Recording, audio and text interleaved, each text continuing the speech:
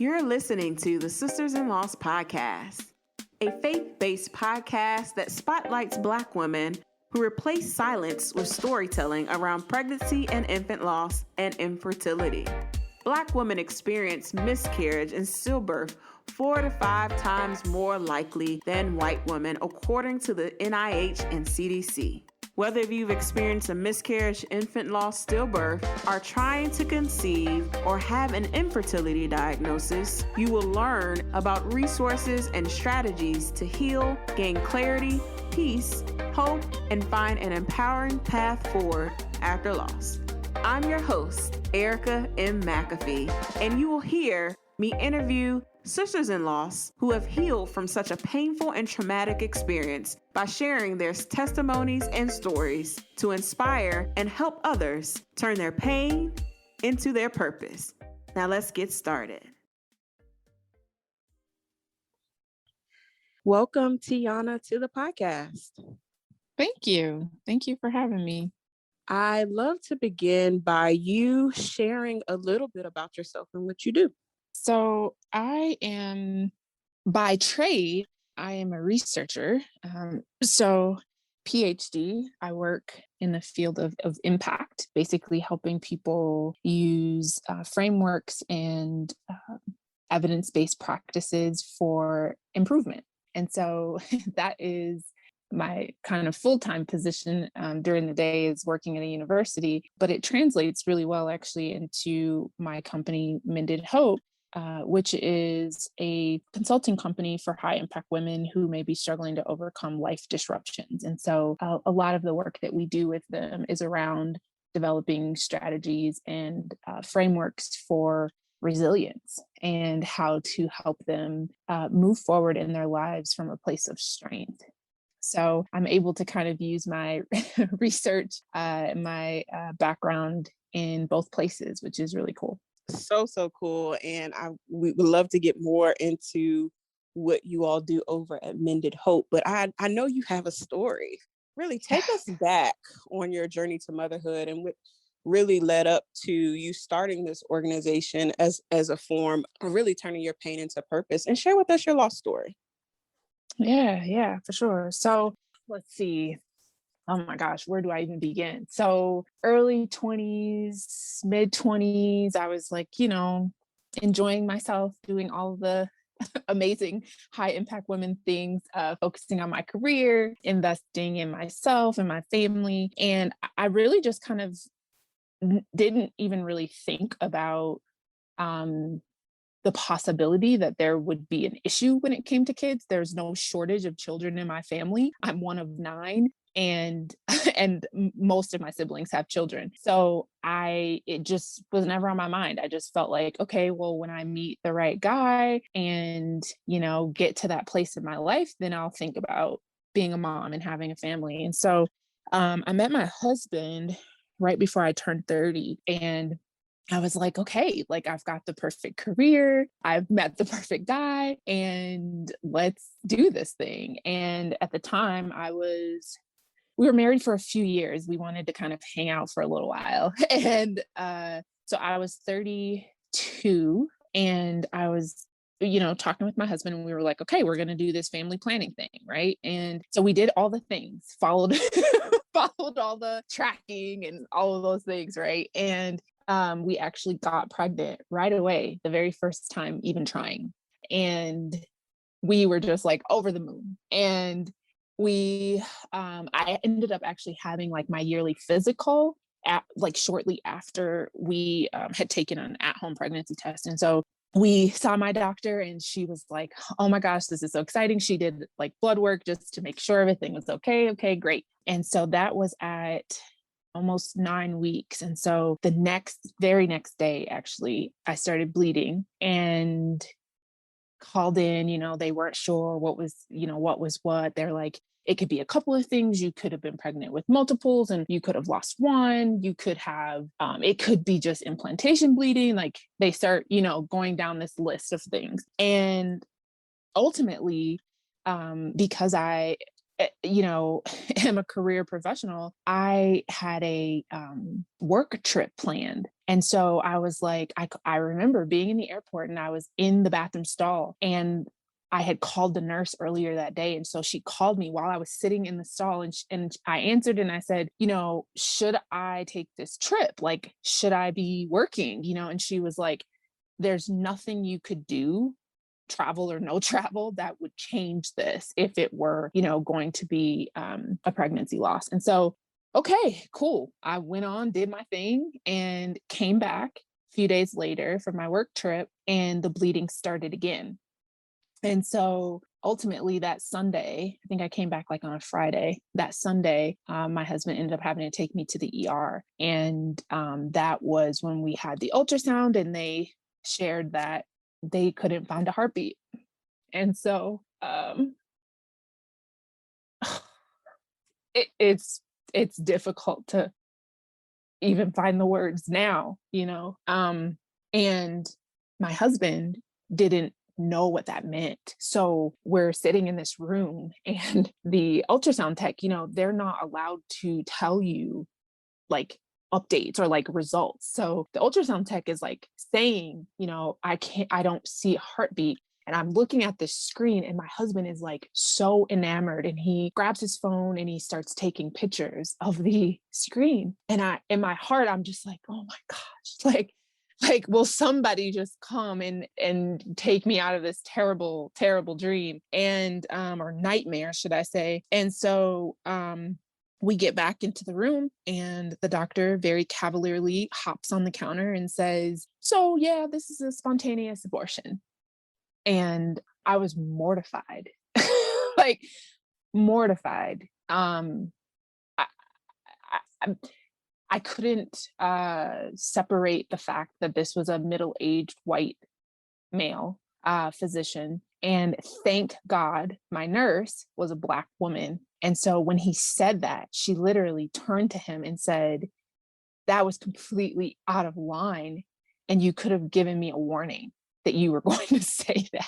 And so that felt very loving and protective, to have somebody there to just say like, that was out of line, And so, from there, my husband and I just continued to cling to our faith. We had only told, I want to say maybe 2 or 3 people. So we knew, that there was this risk in the early months. And so we didn't want to share this information without knowing we were in like a safe kind of window of time. And so we shared with them, the people that we had told very early, and they were just the best. They were the best. They showed up in ways that mattered so much to us. And we, just continued to get support and tried to kind of rebound off of this. And so almost 6 months after that happened, we were deciding,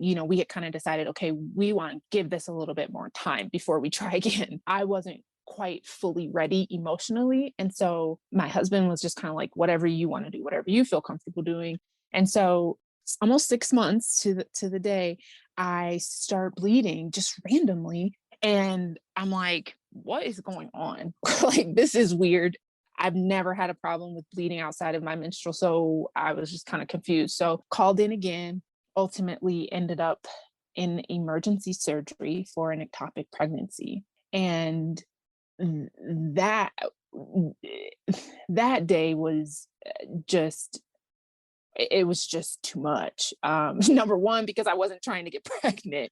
So it wasn't even on my mind that I could have been pregnant. So, and then to have to go into surgery, to come out with lots of questions and one less fallopian tube was just more than I could bear, quite frankly.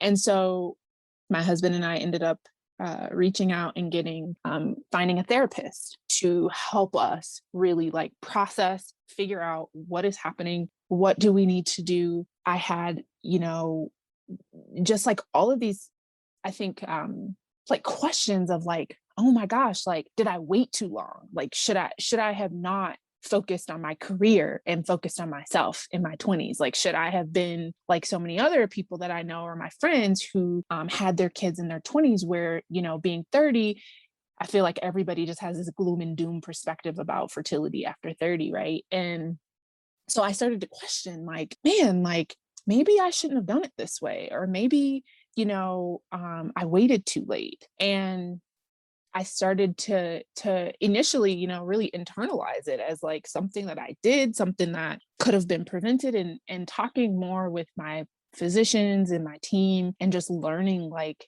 my midwife said to me, "Oh, this is your first time ever being pregnant after the first one." And I said, "Yeah." And she said, "Well, you're African American and you've never been pregnant before. So you actually only had a 50% chance of the pregnancy going full term." Now, I'm a researcher, so I really appreciate data. And I would have really appreciated having that data before I went into this, because I had never heard that before. Nobody has I've never heard that before. So I was kind of like, what? Like, we're like, what? And she was like, yeah, like it's normal. It is a normal part of fertility, of being a woman. And we don't see any indications that something's wrong with you. Like it's fine. Like it's part of the process. So it kind of really shifted my perspective around it, of just really understanding the science and the data behind, what is the statistical probability of this happening. And because I like numbers, it helped me kind of frame it in a proper way, or a way that was most beneficial for me. And so that happened. So have the ectopic. Then let's see, that was October. So November, December, January, February. So 4 or 5 months after that, I find a lump on my chest. And I am like, this is strange. Never had this happen before. Call in, and they get me in the very next day. And I go in, and my doctor, she's like asking all these questions, and she's like, do you have any history? Have you ever noticed any lumps before? And I'm like, no. And so she's like, I'm really concerned because you're at this time, I was 34. So she's like, you're only 34. We wouldn't really be screening for breast cancer until 40. So I'm going to send you in for a biopsy anyway, because I'm concerned about this. And so they send me in, go in for a ultrasound and a planned biopsy on the mass. And so in the ultrasound room, the tech comes in, and she, again, they can't tell you what's happening. So she starts doing this ultrasound on my chest, and I see the mass on the screen, and it's black and it has jagged edges. And my husband is also a PhD researcher. He does cancer research. So we both are very keenly aware of what cancer cells look like on a screen. And so in that moment, I knew, I just knew. I was like, this is it. This is happening. And, I need to prepare myself. And so neither one of us said anything. Neither my husband or I said anything. And the tech said, I'm going to send these to the doctor. We're going to meet with you after, have like a little debrief, and then we'll schedule you for the biopsy. So fine. We have the debrief. Of course, they're like, this looks really, they kept using the word suspicious. This looks really suspicious. This dark spot, blah, blah, blah. So I go in for a biopsy a few days later. And on February 10th of 2020, right before COVID happened and the world shut down, I was diagnosed with stage 2 breast cancer, having had no family history, having been eating, I was eating vegan actually before this happened. I am very active. I've worked out since college. And so they didn't, like, everybody just looked confused of like, we don't know why you have breast cancer. We did genetic testing, and I don't have any genetic markers that would indicate that I would have a higher risk of breast cancer, or any other cancer for that matter. And I mean, just bewildered, I guess, is the best way to describe that, and there was nothing to do besides get ready for the fight. And so there's nothing that prepares you when you're praying for a baby to get cancer. Like there's just nothing that can ever prepare you for that. And so we, my husband, our family, our village rallied, and my parents came in for my surgery, and we went through it. And so all of 2020, was really spent in isolation because I was immunocompromised, going through treatments and, recovering from surgery and going through that process. And so it's a lot now that I'm like recapping this. It's really a lot. And it was overwhelming at times. It was overwhelming at times. But I think that much of what I went through, what I have gone through, has really just helped prepare me for what the work that I am doing with Mended Hope, my company that I launched Mended Hope actually after my first loss. And so in 2019, this is 2021. Yeah. So 2019. And the reason why I launched it is because I knew that there had to be other high impact women like myself who were used to dominating in so many other areas of their lives. Like not used to having defeat or having challenges like this. And so because of that, having that kind of track record of being so competent in these other areas, and then having these literally it felt like a season of sorrow, of like blow after blow after blow of like, what is happening? I recognize that it shook my confidence in a way that nothing else has ever shaken my confidence. And I knew that there had to be other women who maybe were struggling to overcome these things, because it quite frankly, it's a blow to your ego. and many high impact women, even like myself, other, doctors that I'm friends with and colleagues with, I recognize that kind of common trait of success and of striving to be, accomplished in every area. Right. And when you are met with these type of life circumstances that you can't predict, you can't control, it really changes you at the core. It changes you at the core. And so I felt like God had given me very precise instructions, even as I was going through these seasons of grief. And so I started writing them down from the very beginning, because I knew, I was like, I know that there are other women that are going to need this, and they're going to want to know not just what happened, but how, the practical steps of how I made it through those things, made it to the other side, and how I'm able to restore my hope, and to still feel confident, in who I am and what I'm capable of. Because I think often what happens is, as women and as people of faith, women of faith, I think when we face these seasons or these, disruptions or abrupt loss or crises, like sometimes it causes us to question, like, if God really cares, like, are you really for me in the way that I thought? Because this is not looking like what you promised me. And so I know that is a real thing, because I've experienced it. And so much of the work that I do now in Mended Hope is just really helping women of faith that desire to anchor their faith and to use their faith to help them develop a strategy for how to move forward in a way that's meaningful for them, and helping them understand that it's not about guilt or shame, that it's about uncovering the unique path that God has created for you and walking confidently in that. The 2021 Sisters in Law Summit is being held Saturday, October 2nd, 2021, from 10 a.m. to 4 p.m. Eastern Standard Time, and it's virtual. This summit will be the premier assembly of Black women, advocates, birth workers, health professionals, and therapists working to improve pregnancy loss and infertility outcomes using the birth justice, reproductive justice, and human rights frameworks. It will offer a national space for learning, discussions, healing, and organization for Black women who have experienced pregnancy and infant loss and infertility.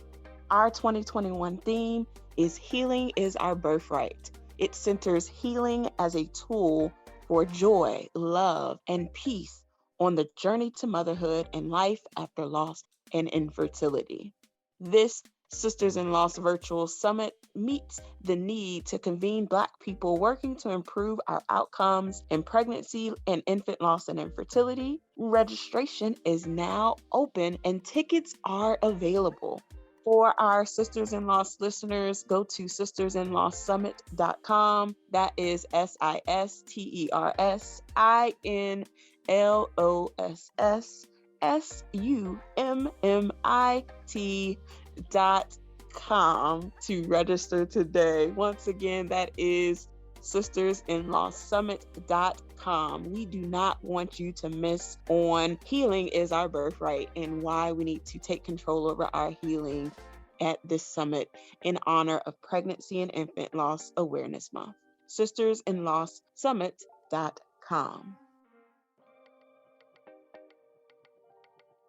Amen. Man, thank you so much for sharing your entire story up until now. A couple questions about your diagnosis, because I feel like, as you mentioned, it's almost like for us as high impact women who do go from crisis to crisis, how do you process all of that and then, really ask for the help that you need from your family and friends? And you mentioned that your parents came to support you through your surgery. Did you get an actual mastectomy, or did they actually remove the cancer cells? Like, how is your health now? And then I would love for you to deep dive into just the crisis to crisis and how you grieve through that process. Yeah. So with the diagnoses, my oncologist, which was my surgeon, she felt very confident that my cancer could be treated and cured. And so she was like very, very confident from the beginning. And she was like, I feel like this is a small tumor. I feel like it's something I can go in and get, and we can preserve the breast. And she really advocated for me. And she was like, I know that you're in the middle of family planning. And so we want to preserve your option to breastfeed if you are wanting to move forward with that. And so she was, when I say she was amazing, like that might even be an understatement, because she saw me in the totality of how I was presenting. She saw me as a young woman that is still bewildered by why I have breast cancer, how I got breast cancer. She recognized me as a mother desiring to have children. And she recognized me as even being a researcher. And we work in the same institution. And so she was like, this is the data. She gave me like studies around my diagnosis to help me like really understand more, of what was happening. And so I am forever indebted to her for just seeing me, wholly. And she ultimately, like the plan that we came up with together with my husband's consultation as well, with him being a cancer researcher, was that I was going to do a lumpectomy. Which is just taking out the mass, going in and removing the cancer cells and the surrounding tissue to make sure that there are no remaining cancer cells left. And then I went through 6 weeks of daily radiation. And then from there, I ended up doing what they call they call it the chronic illness phase, which I hate that term. But it's basically where I'm now doing an oral chemotherapy. And so I'm continuing that through the end of this year, at which point then we would be able to do IVF. So that actually is like one of the major things as well. So like when I got my diagnoses, the first day I met with my surgeon, she referred me to an endocrinologist. And she said, we want to make sure that we're planning for this because we haven't removed the cell yet, because they do like a genetic testing on the actual tumor to decide if you would need chemotherapy or not. So from the outset, they did not know if I would need like the traditional chemo, which is the drip chemo that makes you lose your hair, your eyebrows, all of those things. So she was like, we don't know if you're going to have to do that yet. So we want to make sure that we preserve your fertility in every way possible. So she referred me right away. And like, oh my gosh, there were so many God winks that happened during this experience. Like, it's hard for me to even like share them all, but one of the major God winks that happened was when I got referred to the endocrinology team. The doctor that ended up being my primary care physician was actually the on-call emergency surgeon who did my emergency surgery when I had the ectopic 6 months before. And so he was incredible. And so when I saw him, like, it was almost like just this like sigh of relief of, somebody who knows me, knows my case, understands what's happening where I am, and is committed to coming up with a solution for me. Because he even told me, like, after my ectopic surgery, he came to my room while I was like recovering. And he said to me, you asked me before surgery, what things look like in there, and if you had any like fertility issues. And he was like, I didn't see anything. He said, you can still have a baby. There's nothing wrong, and you can still move forward. So it was like such a relief, to see him again 6 months later. And he was just like, we can do this. We can figure this out. So ultimately, my husband and I decided to do fertility preservation. So we did an egg retrieval. He did a sperm sample, and then they put them in a dish, allowed them to match on their own. And so we have quite a few embryos now that they did like genetic testing and everything on them. And so 7 of them are perfect. So they're just waiting for me to finish my cancer treatment. And then, everyone is kind of expecting for all to be well going forward. So that I feel like it just complicated cancer even more, and complicated the motherhood journey even more for me. But I have to say that I'm thankful for that option. Yes, thank God for the angels that we don't even know that we need until they come back. I have a similar story with doctors who just knew my story, and knew how to fight for me and give me the right options to move forward. And I just thank God for that for you. And I love how you call them God whispers, because we don't think of them that way all the time, but it is God whispering, saying, I got you. Yep. I got you. I got you on this journey. Just surrender to me. I got you. Oh man, I love that. I absolutely love that. I would love for you to share about, you mentioned that you started Mended Hope after your first loss. So really take us back on that journey of starting this organization and business, and really talk about what you've done since then. Obviously COVID has happened for us, and you've been going through, your treatments and being at home, but you recently just had a conference as we're recording this. So you've been busy. So take us back and really share with us, like, your vision behind it, and then kind of some of the programs and workshops and things that you all are doing now. Yeah. So I started Mended Hope right after my first loss, because as I mentioned before, I just knew that there had to be other women who were in my situation that didn't have like the roadmap or the blueprint to say, hey, come this way, or consider this, or this is an option available to you. I've even met women since then that have had cancer diagnoses that didn't know about being able to do the lumpectomy, opting, like going against their doctor's recommendation and saying, like, let's consider all the factors. Is this a viable option for me?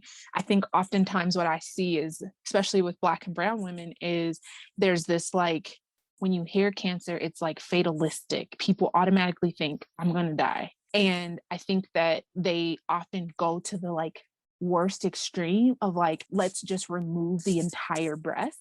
And in some situations, yes, that is like the optimal choice. But in many instances, just from what I've learned and from talking with my doctors and learning more from my team, in many instances, they can preserve your body if you desire, and they can work with you to come up with a plan to do that. So I felt like Mended Hope could be a beacon of light, to help women know that there can still be something beautiful on the other side. And initially when I first started Mended Hope, it was geared more towards faith, fertility, and family.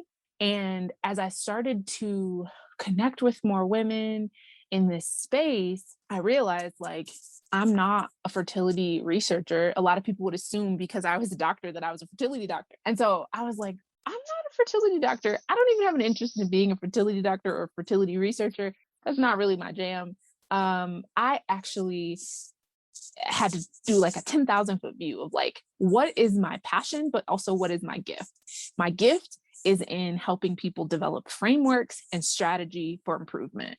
So I was like, oh, that makes perfect sense. So we did some revamping of the brand last summer, and now it's literally just Mended Hope support and coaching. And we work with women for any life disruption. It can be pregnancy loss, it can be breast cancer, but many of our clients have other issues like the death of a parent or divorce. So things that just really come and disrupt their lives and leave them in a place where they're not sure of how to move forward or even what their options are to move forward. And so we really try to focus on our main themes are investing, learning, growing, and thriving. And so much of it is about, as a high impact woman, how are you investing in yourself? Not investing in everything else and everyone else, but how are you investing in yourself intentionally? Because what we know and what I've learned just from life is that I can't be everything for everyone else if I'm nothing to myself. And that is the main lesson I think that I learned in going through these crises around desiring motherhood is like, I was always so focused on showing up for work, being the best Dr. Tiana that I could be, showing up for my spouse and being the best wife that I could be, showing up for my friends and my family. And these things forced me to show up for myself and to be open to learning and seeing myself and seeing my situation differently. And some of the things that we do in our programming for Mended Hope, like I think it was October, we had a Hey Girl workshop, and it was Hey Girl, how you doing? And it was a mental health wellness check-in for women, high impact women. And we had so many women that submitted questions before the session that we couldn't even get through all of the questions during the workshop. And we ended up going over by, I think, maybe 30 minutes trying to answer, like, I think we were able to get to like 6 or 7 questions because so many women were just like so used to doing that they forgot about being, and they forgot about the importance of taking care of themselves and investing in themselves first. And because we were in the middle of a global pandemic, mental health was a serious thing. We were also in the middle of a racial, almost a civil war around race relations. And so there were just so many layered traumas that were happening that I knew Black women, brown women weren't as mindful of. And so we created that space, to invite them into this space where we could say, like, but how are you doing? And what are you doing to care for yourself? And the same with our conference last week. So we had our Hope conference last week, and we had Thrive sessions. And the Thrive sessions were, we had 4 different tracks. One was about sparking true lasting change. And it was about like physical wellness, like one of the lead speaker on that, she's lost like 40 pounds. And so she was talking about her journey and what practical steps she took. And then we had a career coach, and then we had a therapist who talked about unpacking subconscious emotional baggage. And then I talked about, for Mended Hope, about how to overcome life disruptions. What are the things that you need? What are the practical steps that you can take? And really that space was just God showed up in the space, like people really were able to get healing, which is what Mended Hope is about. It's about healing and restoring your faith in yourself, but also in your creator. And ladies were just so, it was just so awesome how engaged they were in the sessions, and being able to see themselves in the fullness of their beauty and their magnificence, but then to also like recognize that there were maybe some areas, that they may need to invest in order to grow and thrive in all areas of their life. I often say this when I'm doing content for Mended Hope, it's like we present things and we present ideas and opportunities and spaces for you to come into a higher state of being and thinking. And it's not about shame or blame. It's just about figuring out where you are and then figuring out where you want to be and how far off you are from that. And then assessing and adjusting to get there. And so we provide that support at Mended Hope to help you get there. Yes, it's almost like, not your traditional like life coaching, but definitely made specifically for women of impact, women who are of high impact, who just need just that extra push to say, girl, we see you. Yes, this absolutely. is the roadmap to get there, to get to the next step of your healing, no matter what transitions that you are having in life, or disruptions as you call them. I absolutely love it. So definitely I'll make sure I have all of her information in the show notes and description box so that you all can definitely follow the organization and definitely go to their website and see what other events and workshops they have coming up. I would love for you to leave our listeners with some encouraging words as they navigate this journey. Obviously, 2020 was a year for all of us, and we are in 2021. Starting to see the light at the end of the tunnel for a lot of us. It seems like it's starting to get there. We're starting to see people, get vaccinated, and we may, we're at that place now in the US, specifically from our US listeners, where we may get to that place where, going outside is safe for everyone, because majority of folks have been vaccinated. We still need to wear a mask, guys. I don't think we're going to get out of mask wearing anytime soon. Right. So, right. But, last year was a year for you at, in your personal life as well. But there's so many other people listening that may have had, loved ones who were lost, loss of babies, loss of the opportunity to go through IVF because of things being put on hold. So what encouraging words can you leave with our listeners as we continue to really push forward with 2021?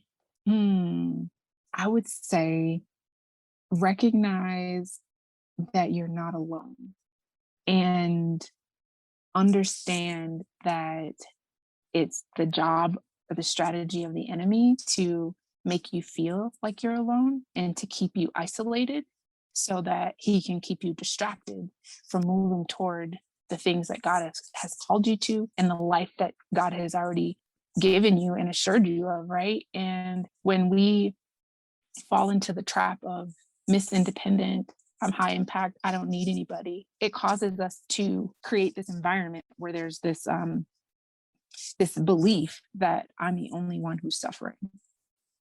I'm the only one who is experiencing this. I'm the only person that understands what I'm going through. And the truth is that is a lie. And there are so many women, so many tribes that are here, Mended Hope, but also Sisters in Loss. There are so many other communities that are waiting to welcome you with open arms, but you have to be open and understand that we need each other. And we may be offering you something, but you probably have something that we need as well. And so just really being open to giving and receiving that love, because when you close yourself off to it and you focus on what you're going through and you feel like you convinced yourself that you're the only person going through this or you're alone in this journey, you make your suffering worse. So that is what I would say is my tidbit. And I say that almost hesitantly because I am starting to really see how that plays out for strong Black women specifically, of feeling like no one's ever been there for me. I've always had to take care of myself. I've always had to do it myself. If I want it done, I need to do it myself. But I think you will be surprised at how open and responsive the universe wants to be to your needs if you just open yourself up. Amen. Ooh, I think that preached to somebody today.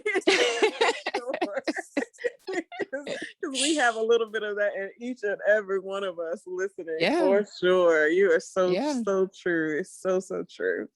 So I would love for you to leave us where we can get in contact with you after this episode. So your social media, your website, any other events you have coming up, please share with us. Yes. So we have our website, which is mendedhope.org. And then we have our Instagram, which is Mended Hope.